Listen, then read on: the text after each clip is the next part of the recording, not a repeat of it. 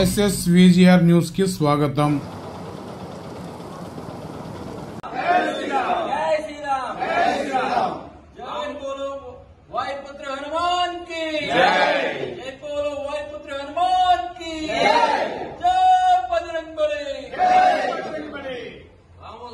जानकी जय बोलो हनुमान की। राम लक्ष्मण जानकी जय बोलो हनुमान की।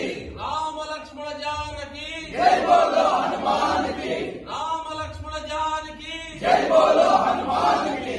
राम लक्ष्मण जानकी जय बोलो हनुमान की। श्री राम जय जय राम। श्री राम जय जय राम। श्री राम जय जय राम। श्री राम जय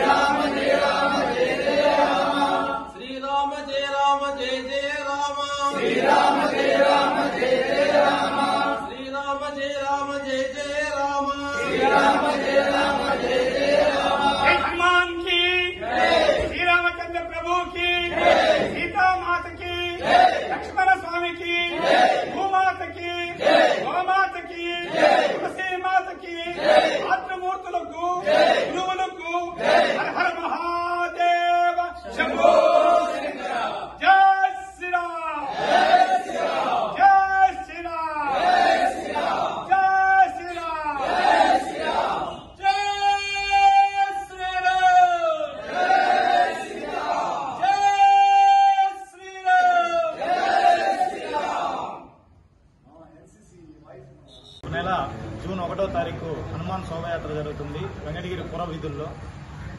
హిందూ బంధువులు ప్రతి ఒక్కరూ ఈ కార్యక్రమానికి వచ్చేసి దాన్ని విజయవంతం చేయాల్సిందిగా కోరుకుంటూ జై శ్రీరామ్। అందరికీ నమస్కారాలు। ఈరోజు ఈ సమావేశానికి ముఖ్య కారణం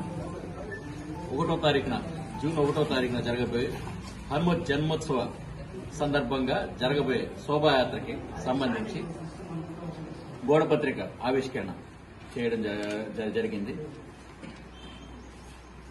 గత 10 ఏళ్లుగా ప్రతి హనుమత్ జన్మోత్సవానికి వెంకటగిరి పురవీధుల్లో శోభాయాత్ర నిర్వహించడం అనేది ఆనవాయితీగా వస్తుంది। అదేవిధంగా ఈసారి కూడా వేలాది మంది యువకులు, ఉత్సాహవంతులు, పెద్దలు, పిన్నలు అందరూ ఐకమత్యంగా హనుమత్ జన్మోత్సవ శోభాయాత్రలో పాల్గొని జయప్రదం చేసి హిందువుల ఐక్యతను చాటుతారని ఆశిస్తూ మీ అందరికీ మరొకసారి నా వందనాలు। జై హింద్, జై భారత్।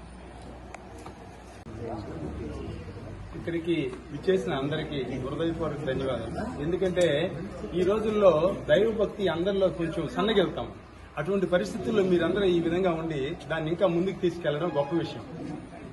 చాలా మందికి తెలియని విషయం ఏంటంటే రాజుల కాలంలో కూడా ఒక వ్యక్తికి ఒక గ్రామంలో ఆరోగ్యం సరిగ్గా లేక రాజుకు చెప్పుకుని ఏదో మెప్పు పొందుతామని వస్తే అక్కడికి వచ్చిన తర్వాత అక్కడ అడ్డా ఉండే సైనికుడు చెప్పాడంట, రాజుగారు లేరు, ఆయన కూడా మనసు బాగాలేక దైవభక్తిలో దేవాలయంలో ఉండారు అని।